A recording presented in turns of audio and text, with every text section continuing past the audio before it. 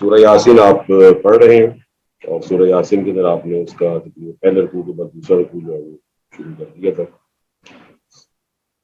سورہ یاسین جس طرح کہ آپ جانتے ہیں کہ اللہ وحدہ لا شریک میں سے 22 پارے میں نازل فرمایا، اور 23 پارے میں ختم ہوتی ہے، اس کی 83 آیات ہیں، اور یہ وہ صورت ہے جو حیات بعد الممات، اسی طرح اس کے اندر سورج چاند کا ذکر ہے، اور اللہ سبحانہ و تعالیٰ کی قدرت کا ذکر ہے، اور یہ مشہور 3 صورتوں میں سے ہے۔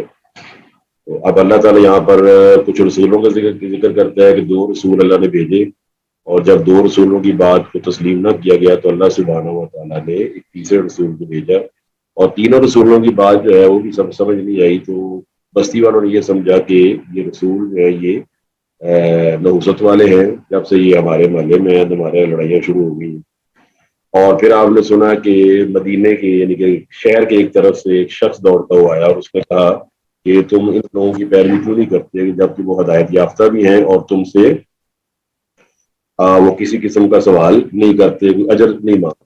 آپ کو معلوم ہے کہ جتنی بھی آپ کی دنیاوی ایجوکیشن ہے، دنیاوی ایجوکیشن کے اوپر لوگ اجر مانگتے ہیں اور اس کو لیتے بھی ہیں، لیکن یہ بھی آپ کو معلوم ہے کہ اللہ وحدہ لا شریک کی جو کتاب ہے اس کو پڑھانے والے اکثر وہ لوگ جو ہیں وہ سوال نہیں کرتے اجر کا۔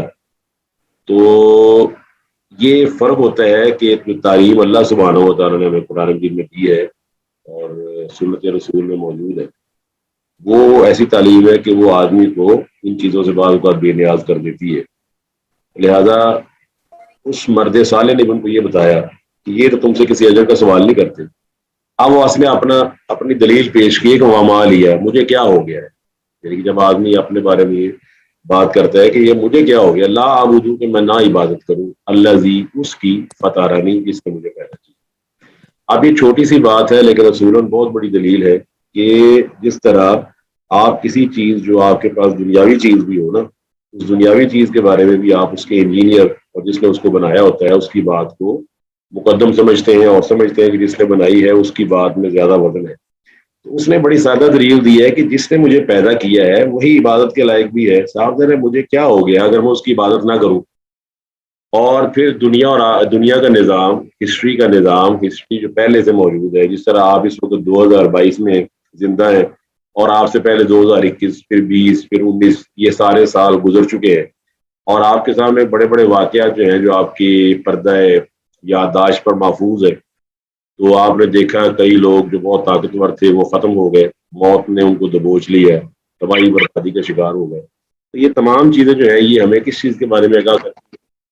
یہ ہمیں اس چیز کے بارے میں آگاہ کرتی ہیں کہ اللہ وحدہ لا شریک نے ہمیں پیدا کیا ہے، اور وہ یہ کہہ رہا ہے کہ میں اس کی عبادت کیوں نہ کروں جس نے مجھے پیدا کیا۔ فاطر السماوات والارض، وہ آسمانوں اور زمین کو بھی بنانے والا ہے۔ بدیع السماوات والارض، آسمانوں اور زمین کو پیدا کرنے والا ہے۔ فرمایا ایک تو یہ وجہ ہے کہ میں اس کی عبادت کیوں نہ کروں، جبکہ پہلی دلیل اس کی عبادت کی ہے کہ اس نے مجھے پیدا کیا ہے، اور جو پیدا کرنے والا ہے وہ اس بات کا مستحق ہے کہ اس کی عبادت کی جائے۔ جب اس نے قرآن مجید کے اندر اعضاء کا ذکر کیا ہے، علم نجعل لہ عینین، آنکھوں کا ذکر کیا، ولسانا اور زبان کا ذکر کیا، وشفتین اور ہونٹوں کا ذکر کیا، اور فرمایا واللہ اخرجکم من بطون امہاتکم لا تعلمون شیئا وجعل لکم السمع، سمع کا ذکر کیا، سننے کی صلاحیت، والبصر دیکھنے کی صلاحیت، والافئدہ اور سمجھنے کی صلاحیت، دل بنا دیا۔ تو جب یہ اعضاء اللہ نے بنائے، جب یہ اعضاء اللہ سبحانہ و تعالیٰ نے بنائے ہیں، تو صاف ظاہر ہے ان اعضاء کو اسی کے مطابق ہی چلانا اصل عقل مندی ہے، جس نے ان کو پیدا کیا اس کے مطابق چلائے۔ دوسری دلیل بڑی واضح ہے، ایک پیدائش ہے اور ایک رجوع الی اللہ دوبارہ، اور آپ اس بات سے واقف ہیں اور اس بات سے آپ متفق ہوں گے کہ ہمیں اپنی پیدائش اور موت پر کوئی اختیار نہیں ہے۔ ٹھیک ہے جی؟ جی سر۔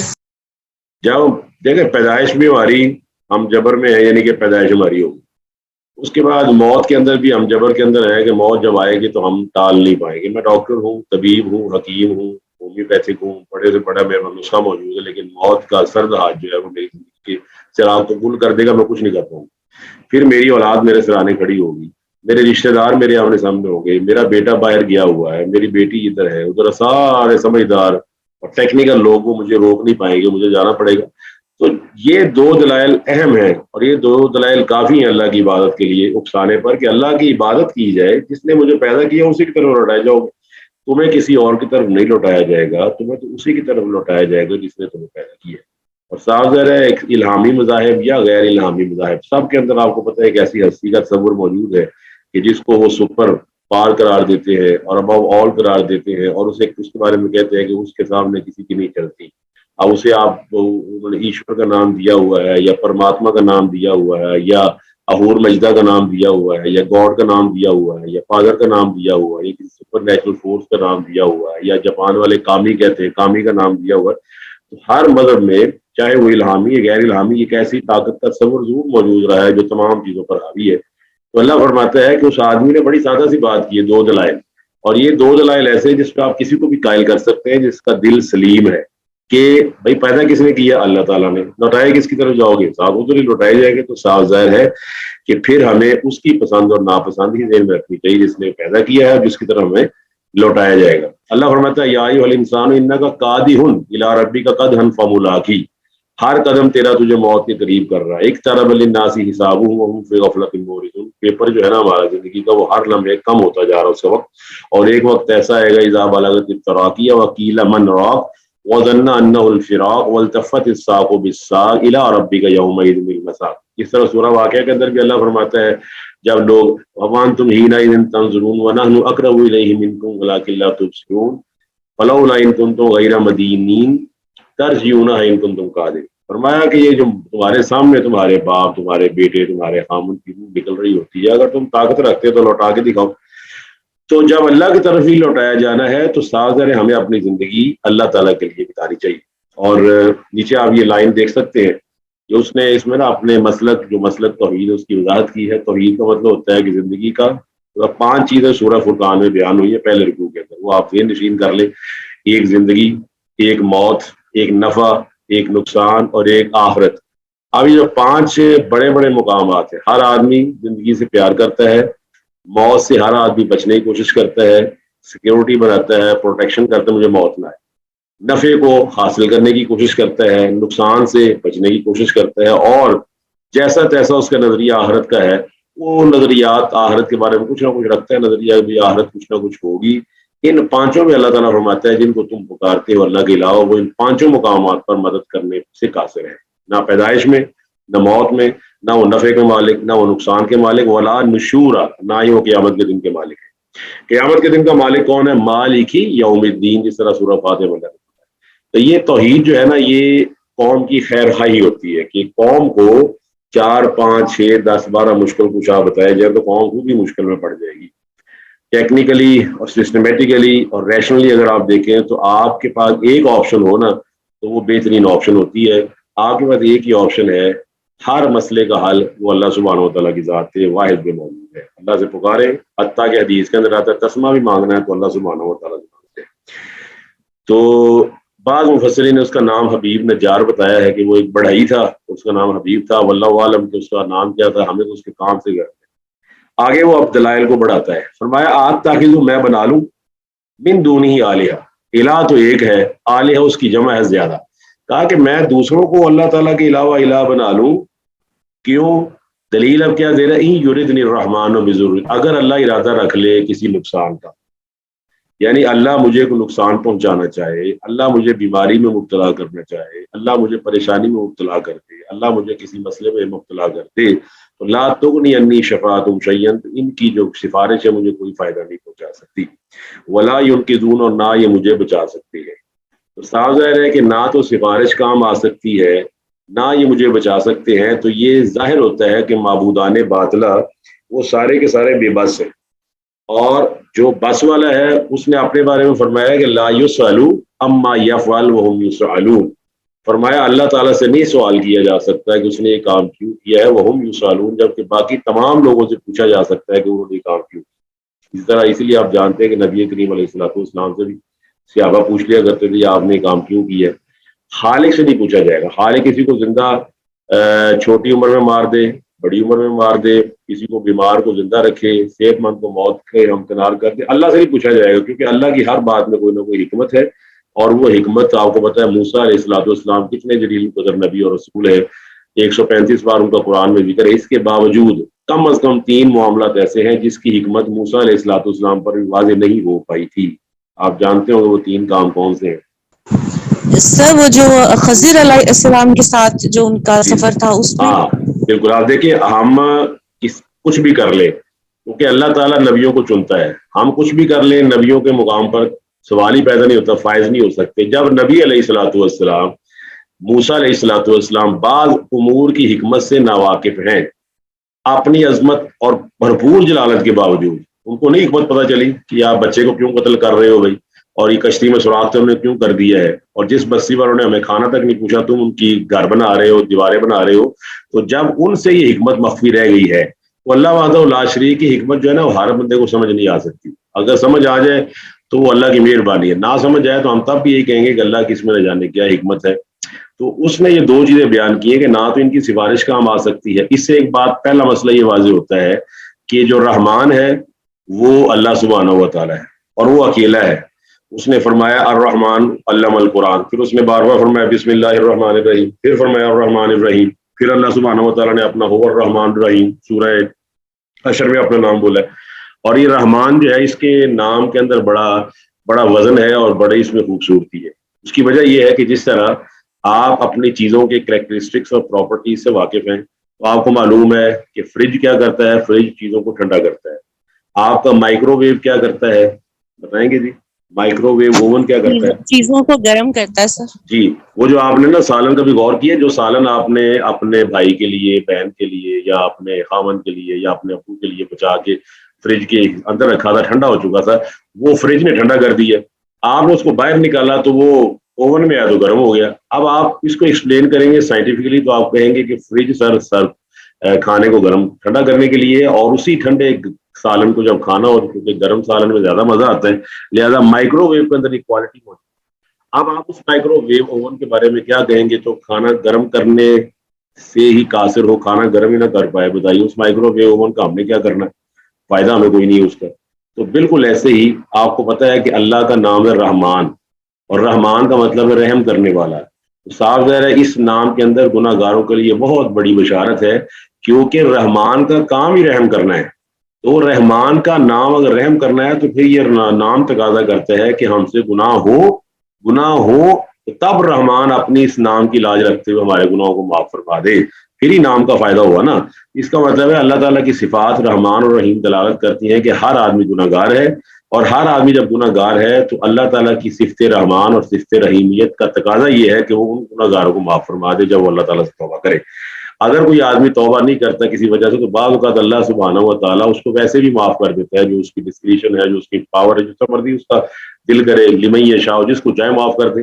اس طرح اس نے فرمایا وَيَعْفُو عَنْ كَثِيرٍ، کئی گناہوں کو تو وہ اپنی مہربانی سے خود ہی معاف کرتا رہتا ہے. اس کا مطلب ہے کہ رحمان کے سامنے اگر کوئی نقصان پہنچتا ہے آدمی کو رحمان کی طرف سے تو دوسرا کوئی بھی نہیں اس کی سفارش کر سکتا، سفارش فائدہ نہیں دے سکتی اور نہ وہ چھڑا سکتی. آپ کو معلوم ہے رسول اللہ صلی اللہ علیہ وسلم یہودی بچے کی عیادت کے لیے جایا کرتے تھے. تو یہودی بچے کی عیادت جو ہے نا وہ جب جاتے ہیں تو آپ علیہ الصلوۃ والسلام نے جب اس کو کلمہ پڑھوا لیا ایک دن تو اس کی جان نکل گئی. تو آپ نے پھر یہ لفظ بولا تھا کسی کا ماضی انقذا ينقذ، فرمایا الحمدللہ الذی انقذہ من النار.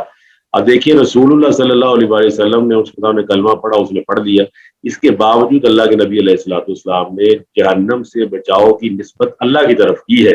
فرمایا اللہ کی تعریف ہے کہ اللہ نے اس کو جہنم کی آگ سے بچا لیا. تو اللہ تعالیٰ کے سامنے کسی کی سفارش کام نہیں دیتی، اللہ تعالیٰ کے سامنے کوئی آدمی بچا نہیں سکتا، کیونکہ اللہ نے اپنے نبی علیہ الصلوۃ والسلام کے بارے میں فرمایا ہوا ہے آپ ان سے کہہ قل انی لا املک لنفسی ضرا ولا نفع، میں اپنی جان کے نفع و نقصان کا بھی مالک نہیں ہوں.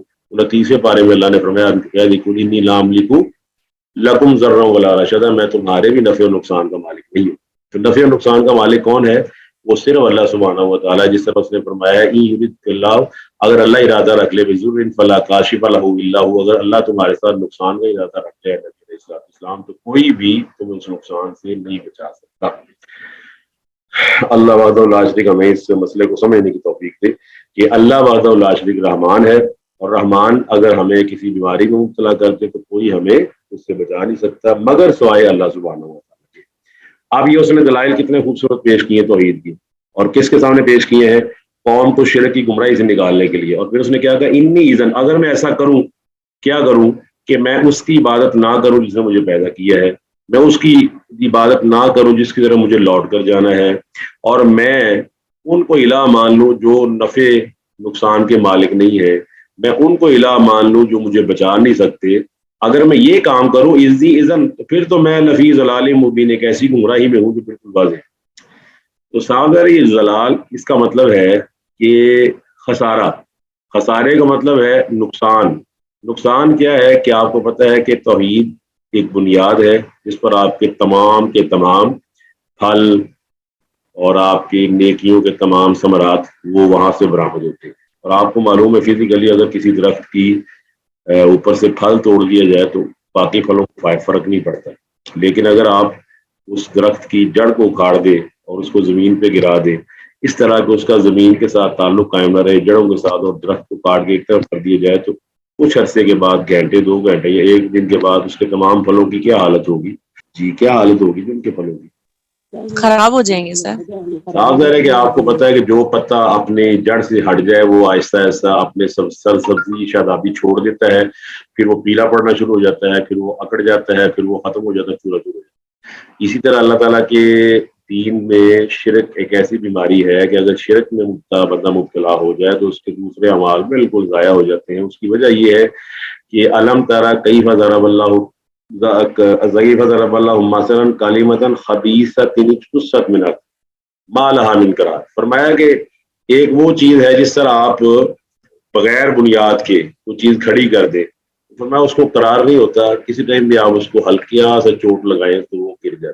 दूसरी मिसाल अल्लाह ने फरमाई इन्ना औहनल बुयूति लबैतुल अनकबूत, कि बेशक सबसे कमजोर घर मकड़ी का घर है, web of the spider. Spider आपको पता है, स्पाइडर मैन बच्चों में मशहूर एक कैरेक्टर है कि जो जालों के जरिए भागता दौड़ते रहता है। तो वो फरमाया ये जो शिरक है ना, शिरक करने वाले को जो दलाइल है, ये मकड़ी के जाले की तारों से भी ज्यादा बोझे और ज्यादा कमजोर है। इन्ना औहनल बुयूति लबैतुल अनकबूत, सबसे जो कमजोर घर है वो मकड़ी का घर है। तो लिहाजा अगर अल्लाह ताकतवर को छोड़कर कमजोरों को अपना माबूद बना लिया जाए तो इससे बड़ी गुमराही कोई नहीं। तो ये वाज़ेह खसारे का सौदा है। इसलिए उसने फरमाया इन्नी आमनतु बिरब्बिकुम फस्माऊन, कि मैं आमनतु, मैं ईमान लाया अपने रब पर, वो जो रब जो मेरा भी है तुम्हारा भी रब है। और ये रब्बी को इसलिए कहा कि रब तो अल्लाह ताला ही है, और मुशरिकीन भी मानते हैं कि अल्लाह रब है, लेकिन मुशरिकीन सिर्फ अल्लाह ताला की सिफात उलूहियत में शरीक करते हैं कि अल्लाह रब तो है, लेकिन उसने अपनी इलूहियत की सिफात, बेटा देने की सिफात, बेटियां देने की सिफात, नफे और नुकसान की सिफात को फलाने फलाने को अता करती है, जबकि अल्लाह सुब्हानहू व तआला ने ये सिफात किसी को भी अता नहीं की है। इसलिए उसने फरमाया कि बिरब्बी को, मैं तुम्हारे रब पर ईमान लाया। तो यहाँ पर रवायात के अंदर मौजूद है कि ये जो आदमी है, जो नेक आदमी है, इसको इस बुनियाद पर उन्होंने कत्ल कर दिया, शहीद कर दिया। अच्छा, जब आप कुरान मजीद पढ़ते हैं तो आपको मालूम होता है कि जो शिरक है ना, उसके बारे में अल्लाह ने फरमाया सूरह नूर में 18वें पारे में, फरमाया ला बुरहान लहू बिही मैं यदु मा ला इलाहा आखर ला बुरहान लहू बिही फइन्नमा हिसाबुहु रब्बी इन्नहु ला युफ्लिहुल काफिरून, कि शिरक की कोई दलील है ही नहीं, शिरक की एक दलील भी कायनात में मौजूद नहीं। ठीक है जी। जबकि अल्लाह ताला की तौहीद की दलाइल वो जगह जगह बिखरे हुए हैं। खुद आपका जिस्म, आपकी जो आंखें, आपके कान, आपके नाक, ये सारी चीजें इंसान का अपना जिस्म दलालत करता है कि इसको बनाने वाला एक है। क्योंकि दो बनाने वाले होते तो इस जिस्म में ऐसा तवाजुन ना होता।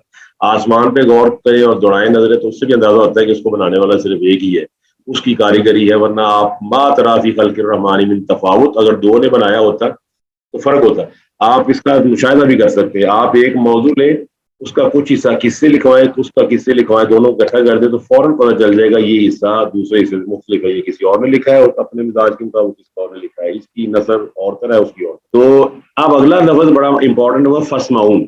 अब ये फस्माउन बड़ी अहम चीज है, और इससे आपको ये मसला बताना मकसूद है कि आपको अल्लाह ने कितने कान दिए हैं और कितनी जुबानें दी हैं, बताएंगे आप? जी, अल्लाह ने आपको कितने कान दिए हैं? सर 2 कान है और 1 जुबान अच्छा, है। अब आप जरा न्यूमेरिकली बताएं कि 1 बड़ा होता है या 2 ज्यादा होता है? 2 ज्यादा है। अच्छा, 2 ज्यादा है। अब इसका मतलब है अल्लाह ताला ने कान 2 दिए और जुबान 1 दी। پھر آپ ذرا ٹیکنیکلی غور کریں کہ زبان کو بند کرنے کے ذرائع بھی اللہ نے فراہم کر دیے کہ زبان اگر آپ ہونٹوں کو پیس لیں تو زبان بند ہو جاتی ہے, نہیں کھلتی. کیا یہ بات درست ہے کہ اگر آپ زبان کو ہونٹوں کو تالا لگا لیں تو زبان بند ہو جاتی ہے, نہیں کھلتی؟ جی جی سر. اچھا ایک بات, لیکن آپ نے کبھی کانوں میں غور کیا کہ کانوں کو اللہ تعالیٰ نے کوئی دروازے نہیں بنائے کہ جو کانوں کو بند کر سکے؟ حالانکہ آنکھوں کے دروازے موجود ہیں, آپ اپنے پپوٹے بند کرتے ہیں تو آنکھیں بند ہو جاتی ہیں, کچھ نہیں دیکھ پاتی. لیکن کیا ایسی چیز کانوں کے لیے بھی موجود ہے؟ نہیں سر. پھر آپ کو پتا ہے کان ملٹی ڈائمینشنل ہے. آپ میری بات کو, میری شکل دیکھیں یا نہ دیکھیں, کمرے کے اندر بیٹھ کر آپ میری طرف سے منہ پھیر کے دوسری طرف منہ کر لیں, آپ میری شکل تو نہیں دیکھ پائیں گی لیکن آپ میری آواز چاروں طرف سے سن لیں گی. کیا یہ بات ٹھیک ہے؟ جی جی بالکل. اس کا دلائل اس میں یہ نکلتے ہیں علماء حق کی تعلیمات کی روشنی میں. وہ کہتے ہیں اس کا مطلب ہے کہ ہمیں سننے کا کام زیادہ کرنا چاہیے اور سنانے کا کم کرنا چاہیے. سننے کا کام, دوسروں کو سنیں, دوسروں کی بات کو سننے کی کوشش کریں کہ وہ کیا کہنا چاہ رہے ہیں. یعنی کہ آپ, اللہ نے دو کان اس لیے دیے ہیں کہ آپ دونوں کانوں کو زیادہ استعمال کر کے اللہ وحدہ لا شریک کی مخلوق کی باتیں سنیں تاکہ آپ کو اس کی سمجھ آئے. اس نے بھی یہ کہا کہ بے شک میں ایمان لایا رب پر, بس مولت تم میری بات کو سنو. اب بعض اوقات بھلا کیا ہوتا ہے کہ آدمی آپ کے فائدے کی بات کر رہا ہوتا ہے اور اس نے وہ بات جو آپ کے فائدے کی وہ آخر میں آپ کو بتانی ہوتی ہے, لیکن آپ درمیان میں اپنی بات کر کے اس کی بات کو پورا نہیں سنتے. تو ہمارے گھروں میں اکثر لڑائی اس لیے ہو رہی ہے کہ ہم سنانا چاہتے ہیں, سننا نہیں چاہتے. کیا آپ اس سے ایگری کرتے ہیں؟ جی آپ ہمیں نا سننا چاہیے. اپنے ساس کو چاہیے کہ بہو کی بات کو سنیں, بہو کو چاہیے کہ ساس کی بات کو سنیں, باپ کو چاہیے کہ بیٹے کی بات سنیں, بیٹے کو چاہیے کہ باپ کی بات سنیں. تو یہ پھر معاشرے کے اندر جب ہم سننے سنانے کا مسئلہ کریں گے نا تو پھر یہ آسانی جو پیدا ہو جائے. اللہ سبحانہ و تعالیٰ فرماتا ہے کہ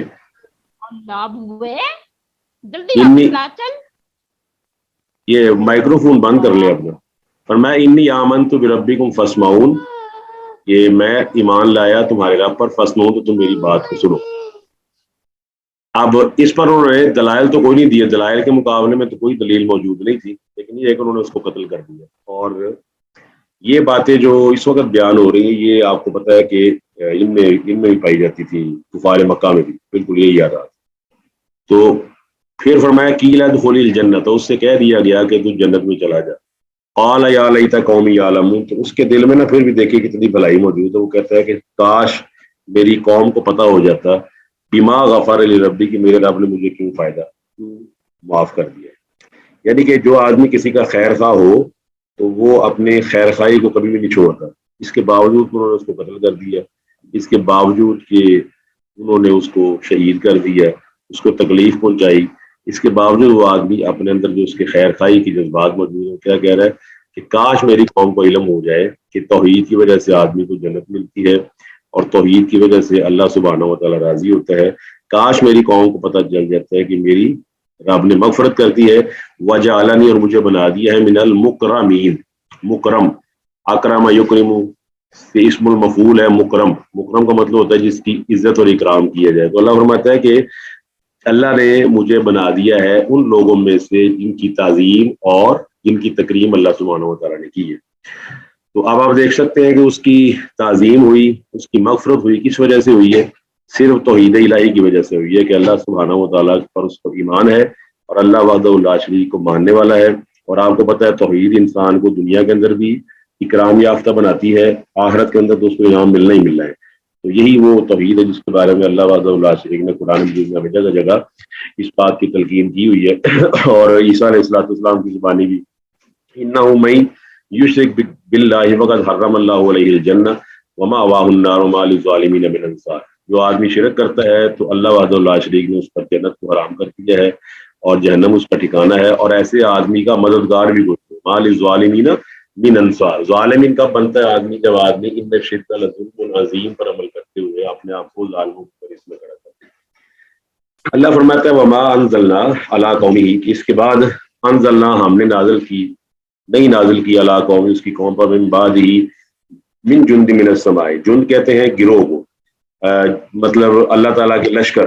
اللہ تعالیٰ فرماتا ہے کہ ہم نے نا اس کی قوم پر آسمان سے کوئی لشکر نہیں اتارا.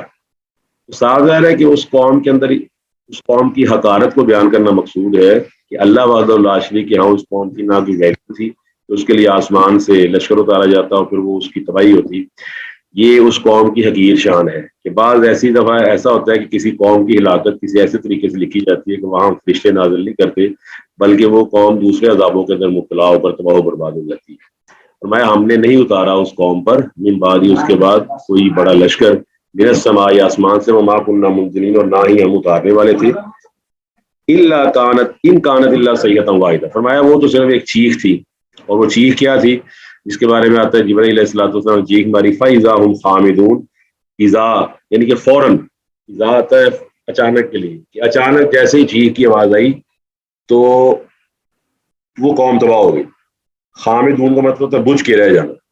جس طرح چراغ بجھ جاتا ہے جس طرح بلب کا شعلہ جو ہے بجھ جاتا ہے آپ بٹن بند کرتے ہیں تو بالکل ایسے ہی جب اللہ وحدہ لا شریک جو ہے جس کو کہتے ہیں کہ کسی قوم پر عذاب نازل کرتا ہے وہ چیخ کا عذاب ہے یا زلزلے کا عذاب ہے یا بعض اوقات فرشتے عذاب لے کر آتے ہیں بعض اوقات آندھی چلتی ہے بعض اوقات طوفان آ جاتا ہے بعض اوقات زلزلہ آ جاتا ہے بعض اوقات اللہ وحدہ لا شریک کسی قوم کو دھنسا دیتا ہے زمین کے اندر جسے خسفنا به الارض کہتے ہیں کہ اس کو زمین میں دھنسا دیا گیا. تو یہ عذاب الہی کی مختلف شکلیں ہیں. قل هو القادر علی ان یبعث علیکم عذابا من فوقکم او من تحت ارجلکم. اللہ فرماتا ہے کہ میں بعض اوقات نیچے سے عذاب لے آتا ہوں بعض اوقات اوپر سے عذاب لے آتا ہوں اور بعض اوقات ایسا ہوتا ہے کہ قوم کو مختلف پولیٹیکل گروہوں اور سیاسی گروہوں اور مذہبی گروہوں میں تقسیم کر کے ان کی آپس میں اس طرح لڑائی کروائی جاتی ہے کہ ان کے اندر طاقت اور قوت موجود ہے. تو یہ جو ہے نا فرقہ پرستی کا عذاب یہ ہمارے ملک میں بھی عام ہے اور اکثر مسلمان ممالک اس میں گرے ہوئے کہ ہم پولیٹیکل طور پر بھی تقسیم ہو چکے ہیں ریلیجسلی بھی تقسیم ہو چکے ہیں اور کئی بنیادوں پر لسانی صوبائیت کی بنیاد پر ہم تقسیم ہو چکے ہیں. جب قوم تقسیم ہو جائے تو اس کی طاقت ختم ہو جاتی ہے جس طرح سورہ انفال میں اللہ وحدہ لا شریک نے اشارہ کیا ہوا ہے. فرمایا ولا تنازعوا فتفشلوا وتذهب ريحكم. آپس میں تنازع نہ کرو فتفشلوا وتذهب ريحكم. تم آپس میں بکھر جاؤ گے اور تمہاری ہوا جو ہے نا وہ اکھڑ جائے گی. اب آپ دیکھتے ہیں کہ ابھی آپ کے پاس اگر جس طرح گاڑی ہے گاڑی کے پہیے میں سے ہوا ختم ہو جائے تو گاڑی کے چلنے میں کیا مسئلہ آتا ہے؟ جی سر وہ ویسے ہی پراپر نہیں چلتی نا ڈولنا شروع ہو جاتی ہے اور ڈولنا شروع ہو جاتی بیلنس نہیں رہتا اس کو صاف ہے اس کو اگر بیوقوفی ہوتی ہے اس کو چلانا ورنہ باقی نقصان کوئی ایکسیڈنٹ بھی ہو سکتا ہے. تو بالکل ایسا ہی ہے کہ اللہ وحدہ لا شریک جو ہے وہ بعض اوقات قوموں کو عذاب میں مبتلا کرتا ہے اس طریقے سے کہ ان کو گروہوں میں تقسیم کر دیتا ہے. وَيَلْبِسَكُمْ شِيَعًا گروہ بن جاتے ہیں پھر ایک ہی گھر کے اندر آپ کو 10 بندے نظر آتے ہیں اور 10 کے 10 علیحدہ نظریات رکھتے ہیں علیحدہ نظریات جبکہ وہی ایک ہے قرآن ایک ہے نبی علیہ الصلوۃ والسلام کو فرمان ایک ہے. تو نظریات 10 کیسے ہو گئے؟ نظریات 10 اس لیے ہوئے ہیں کہ ہمیں اللہ تعالیٰ نے اس عذاب میں مبتلا کر دیا ہماری حرکات کی وجہ سے. تو فرمایا وہ ایک زور کی چیخ جبرائیل علیہ السلام نے ماری سب جسموں سے روحیں نکل گئی. اور جس طرح آپ آج کل کے دور میں دیکھتے ہیں کہ ہمارے یہاں جب دھماکہ وغیرہ ہوتا ہے تو آپ کو پتہ ہے دھماکے کی یہ جو آڈیبل آواز ہوتی ہے نا جس طرح آپ سنتے ہیں 20 to 20,000 ہرٹز ہمارے کان سن سکتے ہیں. اس کے بعد یہ کہ کانوں کے لیے اتنا شور وہ خطرناک ہوتا ہے کہ کان پھٹ جاتے ہیں جسم کے بعد اعضاء جو پھٹ جاتے ہیں دھماکے وغیرہ اسی وجہ سے کیے جاتے ہیں. تو وہ جو چیخ ہے اس کی وجہ سے کیا ہوا کہ موت آئی اور وہ بجھ کر راکھ کا ڈھیر بن گئے. یا حسرت علی العباد اللہ فرماتا ہے کہ ایسے بندوں پر افسوس ہے یعنی کہ ایسے بندوں پر افسوس ہے علی العباد ما یاتیہم من رسول جو بھی رسول ان کے پاس آیا الا کانوا بہ یستہزئون انہوں نے اس کا مذاق اڑایا. تو آپ جان سکتے ہیں استہزاء کرنا اللہ تعالیٰ کے نبیوں کا مذاق اڑانا یہ بہت بڑا گناہ اور بہت بڑا جرم ہے. اور قرآن مجید کی روح سے بعض اوقات اگر آدمی مذاق کے اس لیول پر پہنچ جائے تو اللہ تعالیٰ ناراض کرنے والا ہو تو آدمی بعض اوقات ایمان سے خارج ہو جاتا ہے. اللہ فرماتا ہے قل باللہ وآیاتہ ورسولہ کنتم تستہزئون لا تعتذروا قد کفرتم بعد ایمانکم. فرمایا تم اللہ تعالیٰ سے اللہ کے رسول سے اللہ کی آیات سے مذاق کرتے ہو لا تعتذروا اب عذر نہ پیش کرو قد کفرتم یقیناً تم کافر ہو چکے ہو بعد ایمانکم ایمان لانے کے بعد. اب یہ رسولوں کو مذاق کس طرح کرتے تھے کبھی رسول کو کہتے تھے ساحر ہے یہ جادوگر ہے اور کبھی کہتے تھے کذاب ہے نعوذ باللہ کہ یہ جھوٹ بولنے والا ہے کبھی کہتے تھے کہ یہ مجنون ہے. اب دیکھیں ساحر کذاب اور مجنون یہ جو صفات بیان کرتے ہیں اس کے مقابلے میں جو نبی علیہ الصلوۃ والسلام کی سیرت ہے یہ تمام انبیاء کی سیرت ہے اس کے اندر یہ چیز جھلکتی نہیں ہے. اب مجنون کو تو اپنی ہوش نہیں ہوتی لیکن یہ کیسے مجنون ہے کہ جنہوں نے پوری بستی کو درست کر دیا اور پوری بستی والوں نے گواہی دی کہ ایسا کوئی اور نہیں ہے یہ صادق بھی ہے یہ امین بھی ہے. اللہ تعالیٰ فرماتا ہے کہ ایسے لوگوں پر حسرت ہے، ما یاتیہم من رسول، کبھی بھی کوئی رسول ان کے پاس نہیں آیا، الا کانوا بہ یستہزئون، مگر انہوں نے اس کا مذاق اڑایا۔ تو آپ کو پتا ہے نوح علیہ الصلوۃ والسلام کشتی بنا رہے ہیں تو وہاں پر قوم کا مذاق اڑا رہی نوح علیہ الصلوۃ والسلام کا۔ کس طرح مذاق اڑا رہی کہ پانی ہے نہیں، کوئی واٹر نہیں ہے، کوئی دور دور طوفان کے آثار نہیں ہے، یہ کشتی بنا رہا ہے۔ لوط علیہ السلام نے اپنی قوم کو سمجھایا کہ جی کام نہ کرو، تم نے لڑکیوں کو غلط کام کے لیے لڑکوں کو چن لیا ہے، لڑکیوں کو چھوڑ دیا ہے۔ تو وہ کہتے ہیں انہم مناسیت تطہر، دیکھو بڑے مولوی اور بڑے صوفی آئے یہ ہمیں اس کام سے منع کرنے والے۔ حالانکہ ان کو معلوم تھا کہ ہم جو کام کر رہے ہیں پہلے تاریخ میں یہ کام نہیں ہوا، اس کے باوجود وہ یہ استہزاء اور مذاق کر رہے ہیں۔ اس طرح ہی آپ پتہ عیسیٰ علیہ السلام کے ساتھ مذاق کیا گیا۔ خود موسیٰ علیہ السلام کہہ رہے ہیں قرآن مجید کے اندر، یا قومی لما تؤذوننی وقد تعلمون انی رسول اللہ الیکم، کہ میں تمہارے اندر اللہ کا رسول ہوں، تم مجھے ایذا اور تکلیف پہنچاتے ہو۔ اس طرح اللہ وحدہ لا شریک نے آپ کو، یعنی کہ آپ کو مجھے مخاطب کر کے فرمایا کہ یا ایھا الذین آمنوا لا تکونوا کالذین آذوا موسیٰ، تم ان لوگوں کی طرح نہ ہو جاؤ جنہوں نے موسیٰ علیہ السلام کو تکلیف پہنچائی۔ خود کفار مکہ جو ہے ان کی باتوں کا اللہ کے نبی پہ اثر ہوا کرتا تھا، اور آپ کو اللہ تعالیٰ نے فرمایا وَإِنَّ يَزِيدُ صَدْرُكَ بِمَا يَقُولُونَ، کہ آپ کا سینہ تنگ پڑتا ہے ان کی باتیں سن کر۔ لیکن کوئی بات نہیں، یہ دنیا کے اندر تھوڑا سا متاع قلیل ہے، ثم مأواہم جہنم، تھوڑا سا فائدہ ہے، ذرا ان کو میرے پاس آ لینے دیں، پھر پتہ چل جائے گا کہ جیتتا کون ہے اور ہارتا کون ہے۔ تو فرمایا الم یروا، کیا انہوں نے نہیں دیکھا، کم اہلکنا، کہ ہم نے ان سے پہلے قبلہم من القرون، کتنی بڑی بستیاں، کتنی قومیں ہم نے تباہ کر دی، انہم الیہم لا یرجعون، اور وہ بستیاں ان کی طرف لوٹنے والی نہیں ہیں، یعنی کہ وہ جو بستیاں ہیں وہ تباہ ہو گئی اور وہ بستیاں اب لوٹ کر نہیں واپس آئیں گی۔ کتنی بستیاں اللہ نے قوم عاد کو تباہ کر دیا، قوم سمود کو تباہ کر دیا، کتنی بڑی بستیاں اللہ نے تباہ کر دی اور وہ واپس لوٹنے والی نہیں ہے۔ تو یہ انہوں نے دیکھنے سے کیا مراد ہے کہ آپ جس طرح پرانے واقعات کو سنتے ہیں تو سننے کا مطلب یہ ہے کہ گویا کہ آپ اس کو دیکھ رہے ہیں، جیسے کئی واقعات آپ نے اپنی آنکھوں سے نہیں دیکھے، اس طرح پچھلے صدی کے اندر ہیروشیما کا واقعہ ہوا، ناگاساکی کا واقعہ ہوا، اس طرح یہ لیٹسٹ 2001 میں 9/11 کا واقعہ ہوا، یہ اور بڑے واقعات ہیں۔ تو ان کا کنفرم ہو جانا وہ ایسے ہی ہے کہ آپ نے اس کو دیکھ لیا ہے۔ تو فرمایا کہ آپ نے دیکھا نہیں ہے کہ اس سے پہلے کئی قوموں کو ہم نے تباہ کر دیا اور وہ ان کی طرف لوٹ کر نہیں آنے والے۔ وَإِن كُلٌّ لَمَّا جَمِيعٌ لَدَيْنَا مُحْضَرُونَ، اور یہ تمام کے تمام لدینا ہمارے پاس محضرون حاضر کیے جائیں گے۔ اللہ اکبر، جتنے بھی لوگ ہیں اللہ تعالیٰ فرماتا ہے، سورہ انعام میں بھی اللہ فرماتا ہے کہ وَلَقَدْ جِئْتُمُونَا فُرَادَىٰ كَمَا خَلَقْنَاكُمْ أَوَّلَ مَرَّةٍ، فرمایا ہم تمہیں ویسے ہی اکیلے کے لیے واپس لے کر آئیں گے جس طرح تمہیں پہلے ہم نے پیدا کیا ہے۔ پھر اللہ تعالیٰ فرماتا ہے وَاتَّقُوا يَوْمًا تُرْجَعُونَ فِيهِ إِلَى اللَّهِ، اس دن سے ڈر جاؤ جس دن تمہیں اللہ تعالیٰ کے سامنے پیش کیا جائے گا۔ اس تمام کے تمام لوگ اللہ کے سامنے پیش ہوں گے، اور پیش کیا ہوں گے کہ اللہ تعالیٰ کے سامنے ان کا حساب کتاب کیا جائے گا اور اللہ کے سامنے ان کو جمع کیا جائے گا۔ فَهُمْ يُوزَعُونَ یوم یحشر اعداء اللہ الی النار وهم یوزعون، سورہ حامیم سجدہ میں فرمایا کہ ان کی نا یوزعون، آپ دیکھتے ہیں بڑے بڑے سٹورز پر جس طرح پیکیجز مال ہو گیا یا ایمپوریم ہو گیا یا الفتح ہو گیا یا اور بڑے بڑے ہائپر سٹار، ہائپر پانڈا، بن داود، اس طرح بڑے بڑے سٹورز ہیں، وہاں پر نا کلاسیفیکیشن ہوتی ہے یوزعون، کہ شہد والے خانے میں جو شہد ہنی لکھا ہوتا ہے وہاں پر کیا آپ کو نظر آئے گا؟ شہد ہی ہوگا، شہد ہی نظر آئے گا۔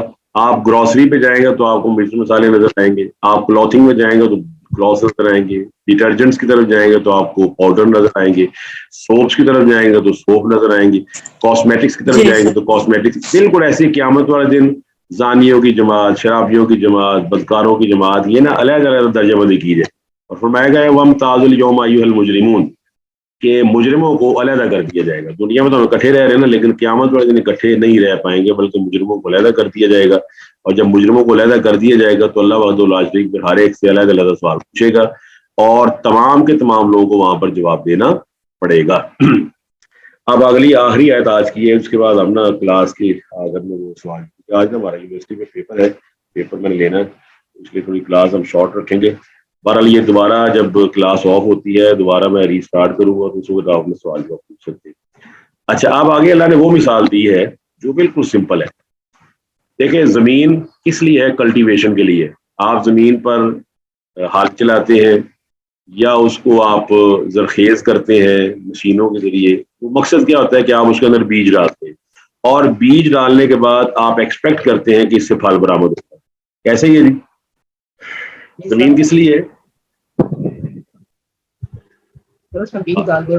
ہاں، آپ زمین میں آپ نے بیج ڈالا اور آپ کو پتا ہے آپ نے چاول بوئے تو آپ یہ امید رکھتے ہیں نا چاول پیدا ہو جائیں گے. آپ نے گندم بوئی تو گندم کی امید ہے, آپ نے کوئی اور کیا تو اس کی امید. یہاں پر بھی وہی بات ہے کہ اب اللہ نے وہ نشانی بیان کی ہے جو سب کو پتا ہے کہ یہ بات گندم کے بیج کو بو کر امید رکھنا یہاں سے آم پیدا ہو جائے گا, یا آم کو بو کر سمجھنا گندم پیدا ہو جائے گی, تو یہ تو فزیکلی کوئی بھی تسلیم نہیں کرتا.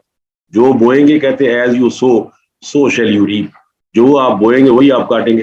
تو فرمایا ان کے لیے نشانی ہے الارض المیتہ. ارض آپ کو پتا ہے مؤنث ہے, مؤنث سمائی ہے, اس کی صفت آگے نا وہ بھی مؤنث آئی ہے. الارض المیتہ کا مطلب ہے کہ مری ہوئی زمین.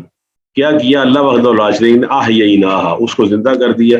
اللہ تعالیٰ کے زندہ کرنے کے طریقہ کار کیا ہے کہ اللہ تعالیٰ آسمان سے پانی نازل فرماتا ہے, جس طرح اللہ تعالیٰ نے سورہ واقعہ کے اندر بھی فرمایا ہے, اس طرح سورہ ابس کے اندر فرمایا ہے فَلْيَنْظُرِ الْإِنسَانُ إِلَىٰ طَعَامِهِ أَنَّا صَبَبْنَا الْمَاءَ صَبًّا ثُمَّ شَقَقْنَا الْأَرْضَ شَقًّا فَأَنبَتْنَا فِيهَا حَبًّا وَعِنَبًا وَقَضْبًا وَزَيْتُونًا وَنَخْلًا وَحَدَائِقَ غُلْبًا وَفَاكِهَةً وَأَبًّا مَتَاعًا لَكُمْ وَلِأَنْعَامِكُمْ. فرمایا ہم نے آسمان سے پانی برسایا اور پھر زمین نے اپنی آغوش کو کھول دیا اس پانی کے قطرے کو اندر رکھنے کے لیے. پھر وہ پانی کے قطرے کے اندر پینیٹریشن کرنے کے بعد زمین کو نرم کیا اور آگے سے پھل پیدا ہونے شروع ہو گئے. منہا حبن, پھر ہم نے نکالا اس میں سے غلہ, فمنہ یاکلون, تو اس غلے میں سے یہ لوگ کھاتے ہیں اس کے اندر سے. تو صاف ظاہر ہے کہ اسی طرح اللہ وحدہ لا شریک الارض کی جگہ اپنے آپ کو رکھ لیں, میتہ مردے کو رکھ لیں, تو جب اللہ تعالیٰ کے حکم سے ہم مر جائیں گے تو احییناھا, اللہ ہمیں دوبارہ پیدا کرے گا. کیا خیال ہے جی, اس بات پہ یقین ہے کہ اللہ دوبارہ پیدا کرنے پر قادر ہے؟ جی سر. جی سر, جی سر. اور کیا ہے وہ اخرجنا, پھر اللہ نکالے گا